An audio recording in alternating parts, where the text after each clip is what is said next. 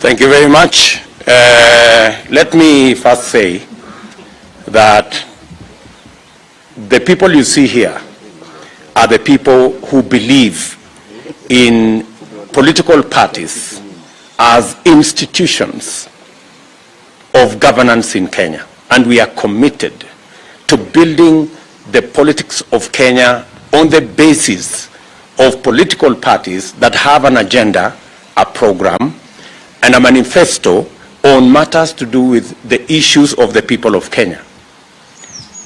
You have said correctly that we formed the Jubilee party on the same premise, but you are also acutely aware that the Jubilee party was hijacked by crooks and conmen and cannibalized into what it is today.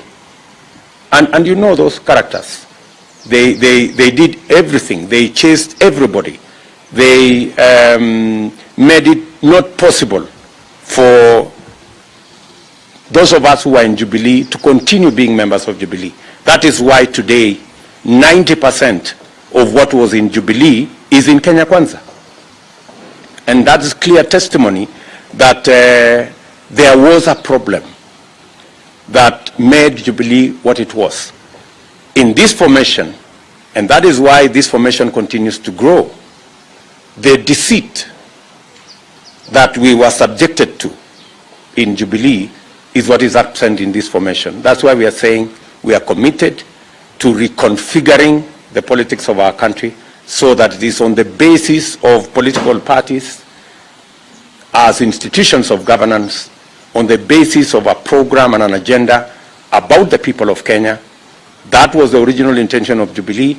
But when Jubilee was hijacked by characters who had other ill intentions, and that is why the program we had as a party, the Big Four plan that would have created jobs for young people using our housing program, the plan we had on matters to do with universal health coverage, the plan we had on agricultural transformation, the plan we had on manufacturing, agro-processing, value addition, that whole plan collapsed when the party was hijacked by people who had sinister, selfish intentions.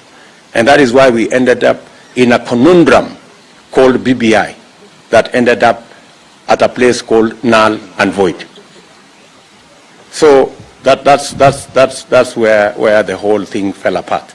And that is why we are re-engineering the politics of our country, and power is now a big stakeholder together with all the other parties that we are that forms this alliance as we take the country to the next level. And let me also say that whatever was said in the Jubilee NDC by all the speakers there, many people mistook Jubilee for a honest political formation. But surely, even if it were you, after you have been told, you have been blindfolded and told to sign an agreement at night, an agreement you have not read, and an agreement that you don't have a copy, would you continue to be in that formation, even if it were you?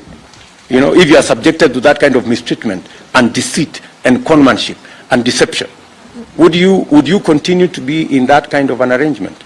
I think it's only fools who don't change their minds.